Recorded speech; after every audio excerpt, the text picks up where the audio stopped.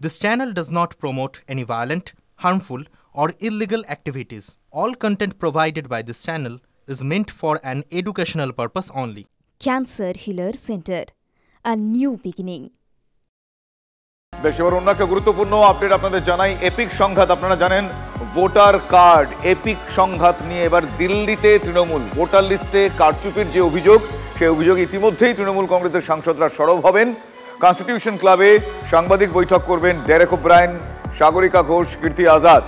আরও একবার আপনাদের জানাই, এপিক সংঘাত ঘিরে এবার দিল্লিতে তৃণমূল ভোটার লিস্টে কারচুপির অভিযোগে সরব হবেন তৃণমূল সাংসদরা। কনস্টিটিউশন ক্লাবে সাংবাদিক বৈঠক রয়েছেন, সে বৈঠকের আগে কি আপডেট রয়েছে আমি জানবো। আমার সহকর্মী জ্যোতির্ময় কর্মকার। জ্যোতির্ময়, কনস্টিটিউশন ক্লাবে যে বৈঠক রয়েছে, সে বৈঠকে মূলত কোন কোন বিষয়ে আলোচনা হবে, তারা কোন বিষয়টা কিভাবে রেজ করবেন বলে এখনো পর্যন্ত তুমি সূত্র মারফত জানতে পারছো জ্যোতির্ময়? যে অভিযোগ তৃণমূল নেত্রী করেছেন যে পশ্চিমবঙ্গের মাটিতে বিভিন্ন জায়গাতে বিজেপির সরাসরিভাবে সহযোগিতা নিয়ে নির্বাচন কমিশন তারা ভুয়ো ভোটারের একটি সুনির্দিষ্ট অঙ্ক তারা তৈরি করছে যাতে ভোটে প্রভাব ফেলা যায়, এই অভিযোগ পশ্চিমবঙ্গের রাজ্য রাজনীতিতে তোলা হয়েছে। এবার সেটা জাতীয় রাজনীতিতে যাতে প্রতিষ্ঠা করা যায়, সেই জন্যই দিল্লির কনস্টিটিউশন ক্লাবে আজ সকাল 11টার সময় এই সাংবাদিক বৈঠক ডাকা হয়েছে।